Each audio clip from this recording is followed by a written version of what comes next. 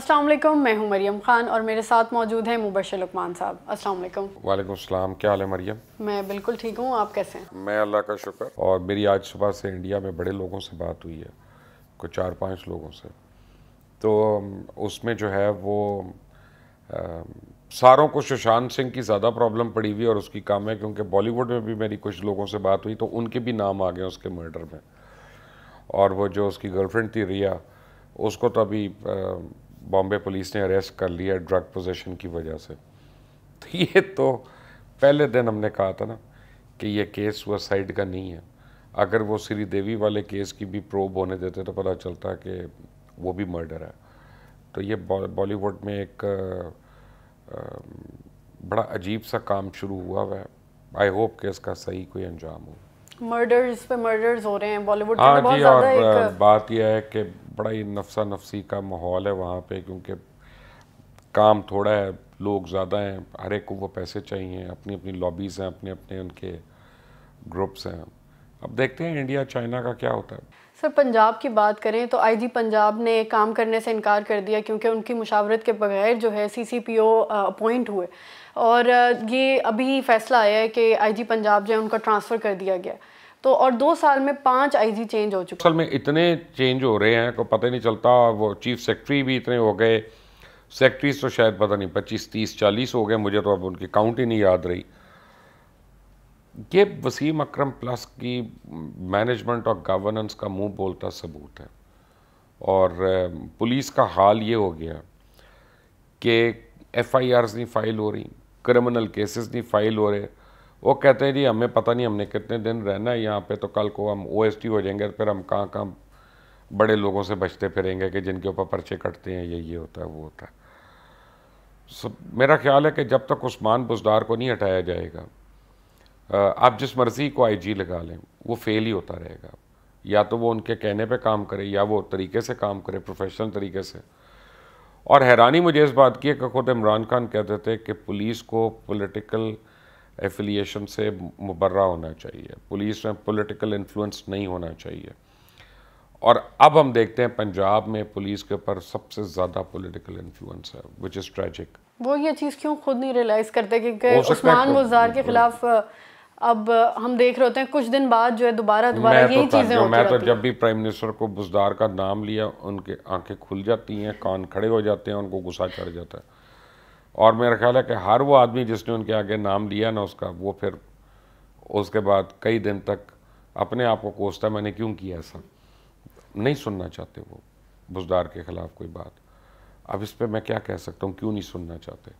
اچھا، جرنلزم کی بات کریں تو پچھلے دنوں جو ہے کچھ خواتین صحافی نے آواز اٹھائی تھی کہ ڈیجیٹل ابیوز کے خلاف، سائبر کرائم کے خلاف، تو اب جو ہے تقریباً 150 ورکنگ جو فیمیل جرنلسٹ ہیں انہوں نے آواز اٹھائی ہے، اور انہوں نے ایک پٹیشن دائر کی ہے، اور انہوں نے کہا ہے کہ گورنمنٹ اور جتنی پولیٹیکل پارٹیز ہیں وہ اس کو سائن کریں، اور یہ جو کلوزز انہوں نے دیے ہیں اس کے مطابق جو ہے وہ کوئی بھی ابیوز نہ ہو ان کے خلاف، اور ایف آئی اے میں ان کے خلاف نہ ہو، کسی اور کے خلاف بھلے ہوتی رہے۔ میں عمران خان کے خلاف کرتا رہوں، میں بلاول کے خلاف کرتا رہوں، میں مولانا فضل الرحمان کے خلاف کرتا رہوں، اس سے ان کو فرق نہیں ہے، ان کے خلاف نہیں ہونا چاہیے، ٹھیک ہے؟ وہ جس کے مرضی خلاف اتنا بڑا بڑا منہ کھول کر جو مرضی الزامات لگاتی رہے، اس کا نہیں۔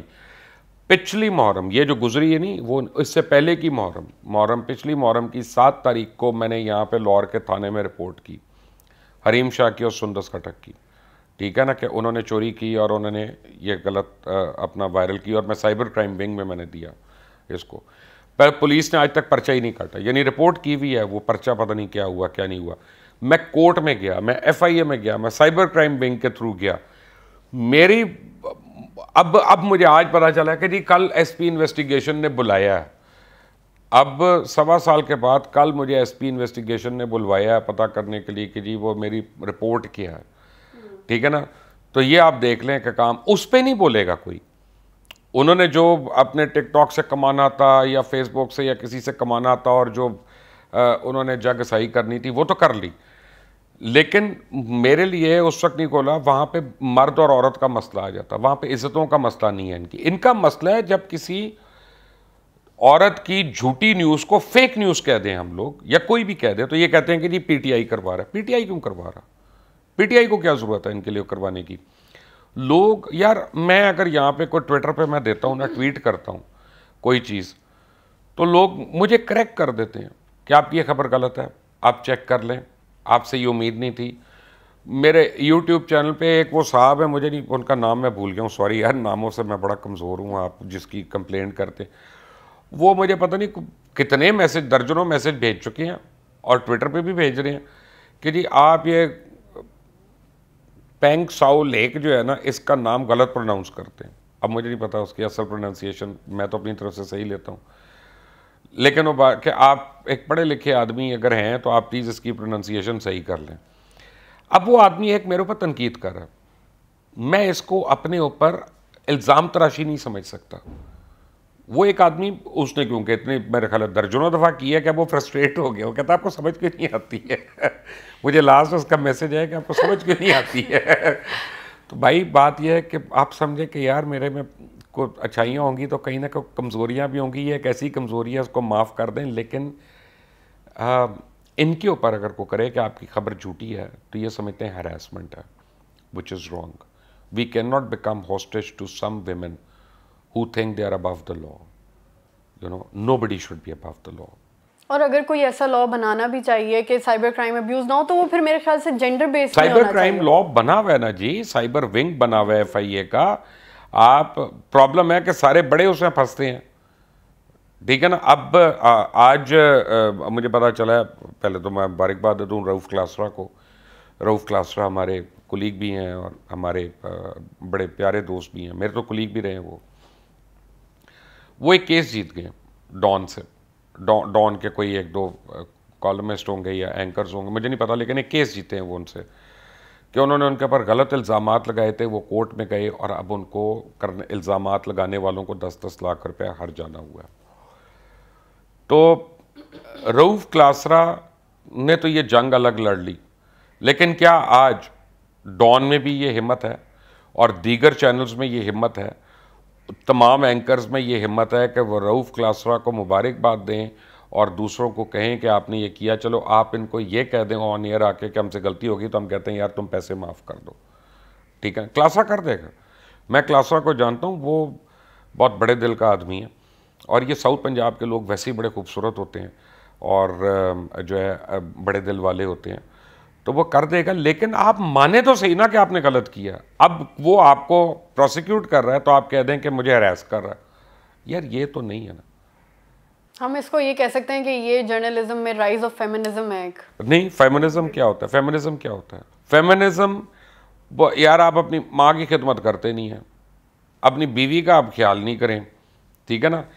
اور دوسری طرف آپ فیمنسٹ جو ہے وہ یہ کہے کہ میرا جسم میری مرضی، تو میرے قریب نہ آنا، تو چولہا تمہارا، تو یہ میرا. تو یہ آپ نے گھٹیا باتیں کرنی ہے تو آپ اپنی عزت کرا لیں، کسی معاشرے میں جا کے کرا لیں یار، یہاں تو دور کی بات ہے. یار ہمارے یہاں تو جو عورتوں کا مقام ہے وہ بہت زیادہ ہے. اگر پوری پاکستان میں کسی کو یہ پتہ چل جائے نا کہ مریم خان سے مبشر لقمان نے آف دا کیمرہ کو گھٹیا مذاق کیا ہے لیکن وہ گھٹیا یا نازیبا تھا، تو سارے لوگ میرے دیوالے ہو جائیں گے، مجھے بخشے گا نہیں کوئی. یہ قوم تو خواتین کے لیے کھڑے ہونے والی قوم ہے. ہم پرسنل چیزوں کو جب ہم اس کو جنرلائز کر دیتے ہیں نا کہ جی یہ میاں بیوی کی لڑائی ہوئی، ایک آدمی نے کسی کو لگا دی، اس نے اس کو لگا دی، مرد نے ایک عورت کو تھپڑ بھائی وہ ایک میاں نے ایک اپنی بیوی کو، اور پتہ نہیں کیا کیا، میں اس کو جسٹیفائی نہیں کر رہا، میں کبھی اس کو جسٹیفائی نہیں کروں گا، لیکن ہمیں پوری چیز کا نہیں پتا. ڈومیسٹک ایشو اور بھی وہ پتہ نہیں کیسے بن گیا، اس کے پیچھے بھی کوئی ریزن ہوتا ہے نا یار. آپ کو بھی پتا ہوتا ہے آپ نے کیا بولا یا کیا نہیں بولا یا کس انداز میں بات کی، مجھے بھی پتا ہوتا ہے. اس کو آپ جینڈر بیسڈ ایشو نہیں بنا سکتے. بہت ظلم ہوتا ہے یہاں پہ، بالکل ہوتا ہے. ان خواتین کے لیے ہم کھڑے ہونا ہے اور ان کے حق کے لیے کھڑے ہونا ہے، لیکن پاکستان میں مردوں کا بھی استحصال ہوتا ہے. میں نے آپ کو یہ ایف آئی اے کے رپورٹ دے دی، ایک سائبر کرائم ونگ کا بتا دیا، تو وہ بھی ہو رہا ہے. بھائی اس کا یہ مطلب تو نہیں نا کہ دونوں طرف قانون ایک ہونا چاہیے، اور قانون ہر ایک کی سیفٹی کے لیے ہوتا ہے، پروٹیکشن کے لیے ہوتا ہے.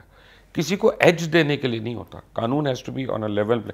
ایک طرف آپ کہیں مریم بی بی کہ مجھے پورے حقوق ملنے چاہیے مردوں جتنے, دوسری طرف آپ یہ کہیں کہ میں نے بس میں جانا لیکن مجھے الگ سیٹ کیوں نہیں مل رہی آگے, میں نے پیچھے نہیں کھڑے ہونا. پھر یہ نہیں ہوگا, پھر آپ کو سب کے ساتھ کھڑا ہونا پڑے گا.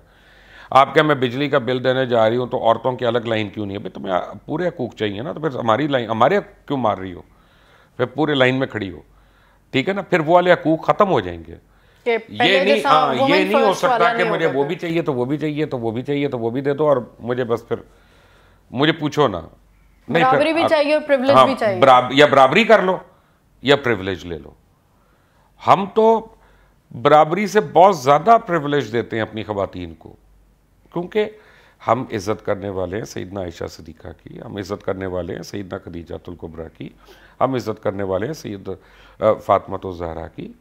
امین ان سے تو بڑا ہمارے ماں باپ نہیں ہو سکتے, ہمارے بہن بھائی نہیں ہو سکتے. ان کے تو نام بھی لے آدمی کو تو میں سمجھتا ہوں کہ پاک ہو کے لینا چاہیے, بالکل اس طرح سے نہیں لیا جائے. اتنا رتبہ ہے ان لوگوں کا. کچھ آپ ہم سے کہہ رہے ہیں, ہم نے آپ کی, ہم چاہتے ہیں کہ آپ کو ہم اتنی رسپیکٹ دیں, آپ خود بھی تو لے لینا یار. بالکل ٹھیک ہے سر, آپ کا بہت بہت شکریہ.